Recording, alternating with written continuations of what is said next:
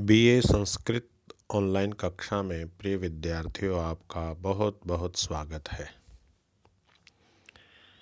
इस कक्षा में इससे पूर्व हम नीति शतक का अध्ययन कर रहे थे। नीति शतक का 75 श्लोकों का अध्ययन मैंने करा दिया है, जो आपकी आने वाली परीक्षा की दृष्टि से पर्याप्त है। और इन 75 श्लोकों में से ही परीक्षक आपके लिए प्रश्न पत्र तैयार करेगा। आज हम महाकवि कालिदास कृत रघुवंश नामक महाकाव्य के प्रथम सर्ग का आरंभ करते हैं, जो कि आपके बीए पाठ प्रथम के प्रथम प्रश्न पत्र में निर्धारित है।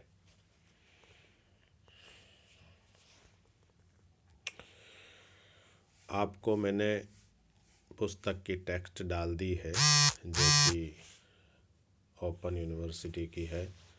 आप पढ़ेंगे, बहुत सुंदर इसमें व्याख्या दी हुई है और गंभीर अर्थ भी इसमें दिए हुए हैं, शब्दार्थ भी दिए हुए हैं। आप अध्ययन करेंगे तो निश्चित रूप से आपको बहुत लाभ पहुंचेगा और परीक्षा की दृष्टि से आप इसे अच्छी प्रकार से पढ़ सकेंगे। इसका पहला श्लोक है, वागर्था विवसम पृक्तौ वागर्थ प्रतिपत्तये जगतः पितरौ वंदे पार्वती परमेश्वरौ।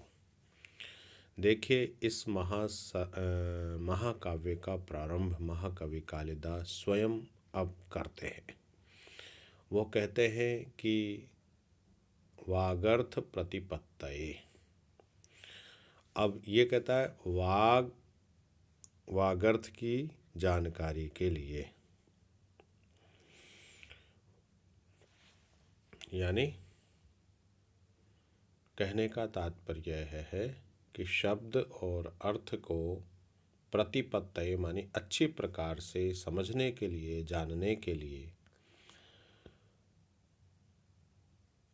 कालिदास कहते हैं, मैं स्वयं शब्द और अर्थ को अच्छी प्रकार से जानने के लिए, समझने के लिए, उत्तरोत्तर मेरी बुद्धि में वो अच्छी प्रकार से बैठ जाए, इसके लिए वागर्थविव शब्द और अर्थ की तरह है। यानी यहाँ वाक जो है शब्द के लिए आया है और अर्थ जो है शब्द का अर्थ के रूप में आया है। इसलिए वागर्थ मानी शब्द और अर्थ, प्रतिपत्तये मानी बहुत अच्छी प्रकार से जानने के लिए। तो शब्द और अर्थ जो है उसको जानने के लिए या शब्द और अर्थ का ठीक ठीक ज्ञान तथा व्यवहार करने के लिए मैं कालिदास जो है क्या करता हूँ, वागर्थौ जगतः पितरौ वंदे। कहते हैं वागर्थौ शब्द और अर्थ इव मानी समान, यानी शब्द और अर्थ के समान, संपृक्तौ यानी जिनके बीच में नित्य संबंध है। यानी शब्द और अर्थ का जैसे नित्य संबंध होता है, ठीक इसी प्रकार से जगतः मानी संसार के जो पितरौ मानी पिता है, माता पिता हैं, पार्वती परमेश्वरों यानी पार्वती और परमेश्वर के बीच में भी नित्य संबंध है।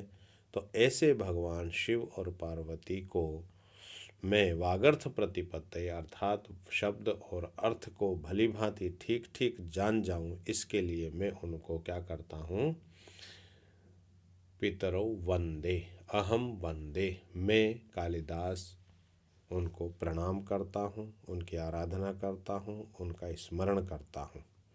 अर्थात शब्द और अर्थ के समान नित्य संबंध, एक रूप और संसार के माता पिता पार्वती जी और भगवान शिव को शब्द और अर्थ का ठीक ठीक ज्ञान तथा व्यवहार करने के लिए मैं प्रणाम करता हूँ।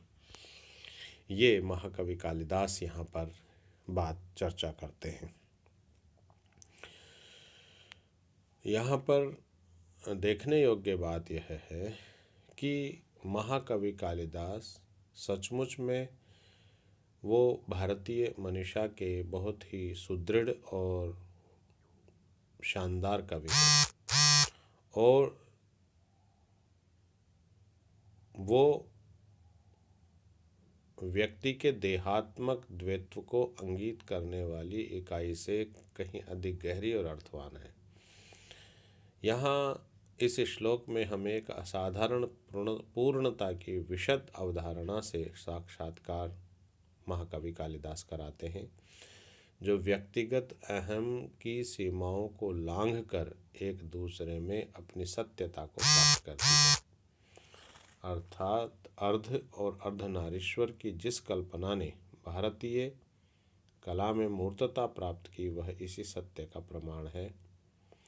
महाकवि कालिदास ने अन्य जगहों पर भी इसी प्रकार की चर्चा की है।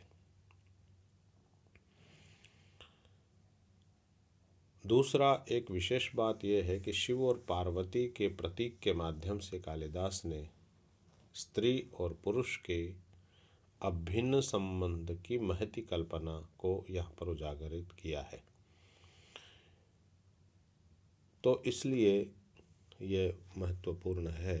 ये श्लोक महाकाव्य कालिदास अपने महाकाव्य का निर्माण करते समय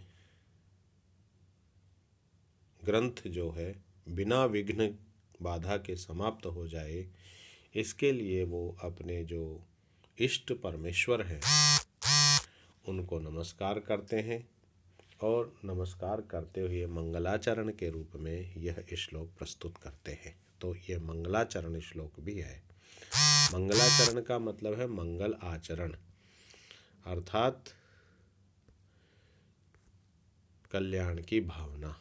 अर्थात मैं जिस अच्छे कार्य को प्रारंभ कर रहा हूँ वह कार्य बीच में ही किसी बाधा से बाधित न हो जाए, निर्विघ्न समाप्त हो, ऐसी उस परमपिता परमेश्वर का स्मरण करते हुए उन्होंने वागर्थ और जो है उनके बीच में पार्वती और परमेश्वर द्विवचन का प्रयोग किया। देखिए आप, वागर्थो जैसे है ना, वागर्थो जैसे रामौ, रामः रामौ, तो द्विवचन का प्रयोग है। संपृक्तौ, इसमें भी द्विवचन का प्रयोग है। तो वागर्थ यानी शब्द और अर्थ जैसे संपृक्तौ एक दूसरे में नित्य संबंध से, यानी जहाँ शब्द होगा वहाँ अर्थ होगा, जहाँ अर्थ होगा वहाँ शब्द होगा, तो दोनों में नित्य संबंध है। ऐसे ही पार्वती और परमेश्वर दोनों में नित्य संबंध है। वो संसार के माता पिता है, ऐसा वह महाकवि कालिदास जो है वो यहाँ पर कहते हुए कहते हैं कि शब्द, इसलिए मैं जिस प्रकार से उनमें नित्य संबंध है, तो मैं उस नित्य संबंध की जानकारी के लिए या उसको ठीक ठीक जान पाऊँ, उस व्यवहार के लिए मैं कालिदास जो है भगवान शिव और पार्वती को प्रणाम करता हूँ। तो यहाँ पर वागर्थ के माध्यम से जगतः लोकस्य पितरौ माता च पिता च पितरौ, यहाँ पितरौ शब्द से क्या मतलब हुआ, माता और पिता। ये ध्यान रखना, मातरौ का अर्थ केवल माता नहीं है, मातरौ कहने का मतलब माता और पिता। और भारतीय संस्कृति में देख लीजिए, मातरौ शब्द से पितरौ शब्द नहीं आया, माता पितरौ, पितरौ का मतलब हुआ माता और पिता दोनों का संबंध जो है इसमें दृष्टिगत होता है। तो इस श्लोक में जो मंगलाचरण के रूप में यहाँ पर भगवान महाकवि कालिदास ने प्रस्तुत किया है, आप सभी इसको अच्छी प्रकार से पढ़ेंगे और ये बहुत इम्पोर्टेंट श्लोक है। और संपृक्त शब्द जो है सम उपसर्ग पूर्वक पृच धातु से क्त प्रत्यय करके उसमें द्वितीया के द्विवचन का ये रूप है।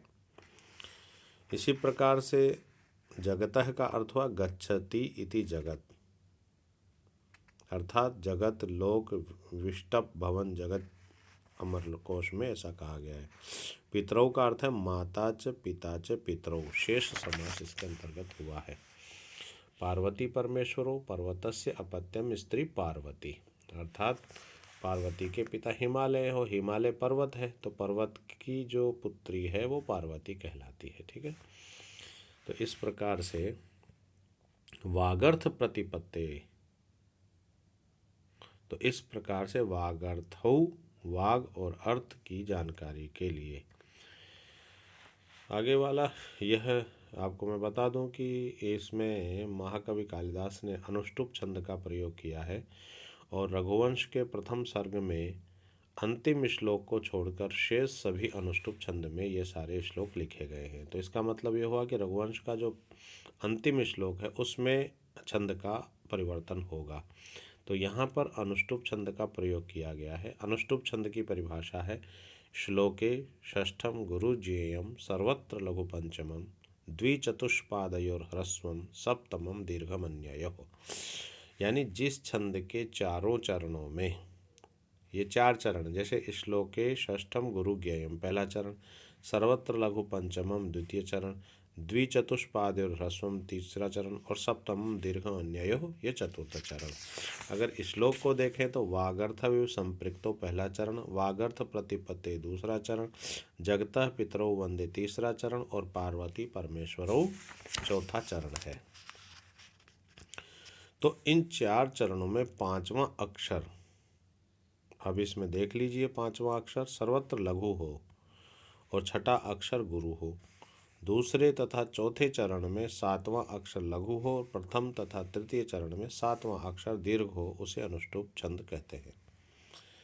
तो छंद शास्त्र में लघु का निर्देश इस चिन्ह से, यानी जो है एक डंडा है वो ये चिन्ह है, तथा गुरु का निर्देश एस इस चिन्ह से किया जाता है। संयोग के आदि का अर्थ का अक्षर दीर्घ माना जाता है और अनुस्वार तथा विसर्ग के पूर्व का वर्ण भी दीर्घ माना जाता है। चरण के अंत का लघु वर्ण भी आवश्यकता अनुसार दीर्घ मान लिया जाता है।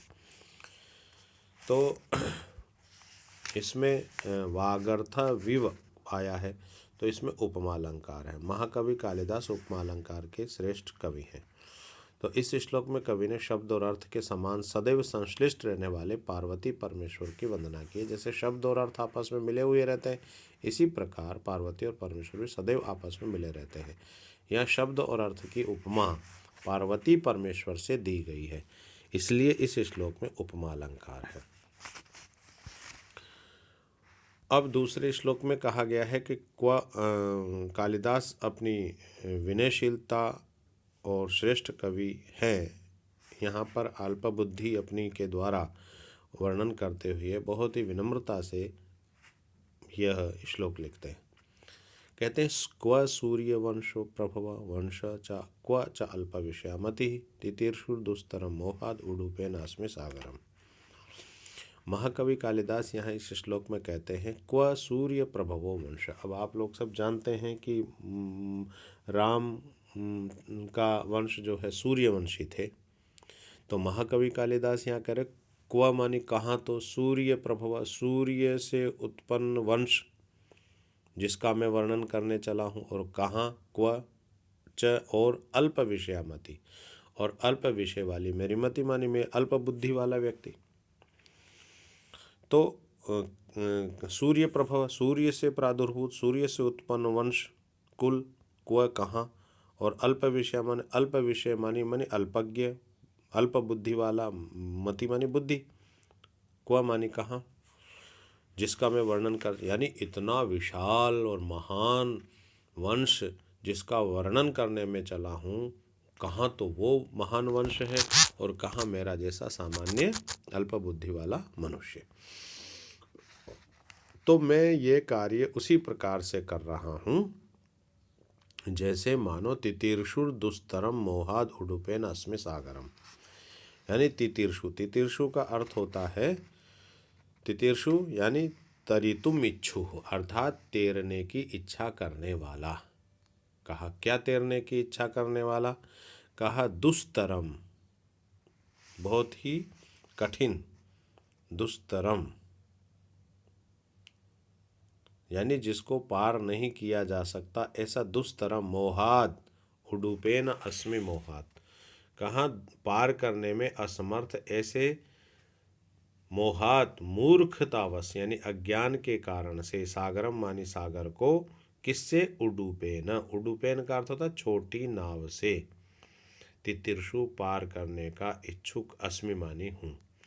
यानी महाकवि कालिदास यहाँ पर कह रहे हैं कि कहाँ तो सूर्य से उत्पन्न महान वंश और कहाँ मेरा जैसा अल्प बुद्धि वाला व्यक्ति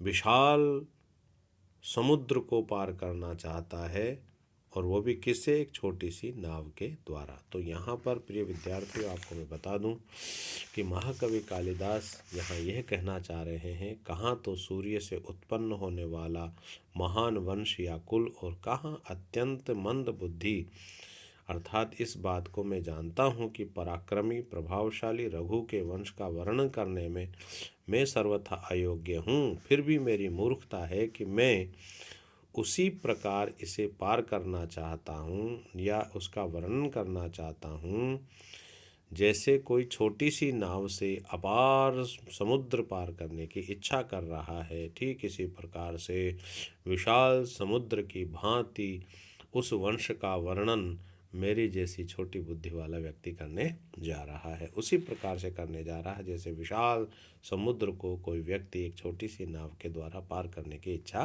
कर रहा है।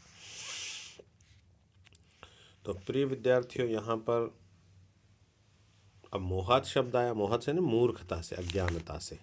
तो यहाँ पर जो है बड़ा अच्छा महाकवि कालिदास यहाँ पर कहना चाह रहे हैं कि अपनी विनम्रता को प्रदर्शित करते हुए उस महान वंश के प्रति बहुत ही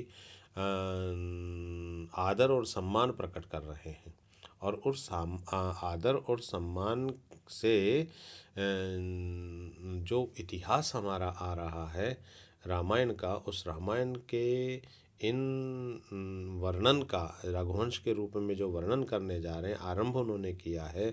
इसलिए आरंभ में ही चर्चा करते उन्होंने कहा कि इतना विशाल, इतना विराट स्वरूप वाला जो वंश है, सूर्य वंश है, उस सूर्य वंश में उत्पन्न जो राजा लोग हैं, उन राजा लोगों का मेरी छोटी सी लेखनी के द्वारा मैं वर्णन करने जा रहा हूँ। तो मैं तो अल्प बुद्धि व्यक्ति हूँ, और मैं उसी तरह से ये कार्य कर रहा हूँ जिस प्रकार से कोई व्यक्ति विशाल महान समुद्र को पार करने की छोटी सी नाव से इच्छा करता है। ये उनकी मूर्खता से ही ये कार्य कर सकता है, मोहात, अज्ञानता से।